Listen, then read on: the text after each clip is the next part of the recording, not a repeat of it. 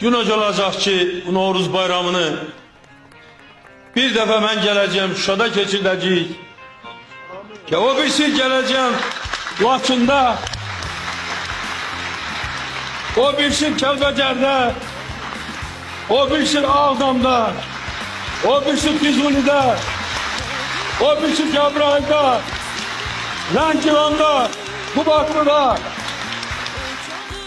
Dördüncü dəfədir ki, bayram tonqalını mən azad edilmiş Qarabağ torpağında qalıram.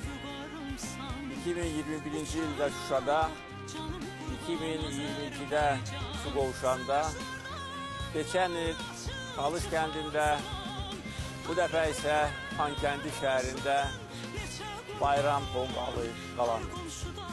Bu böyük xoşbəxtlikdir. Qarabağ Azərbaycandır.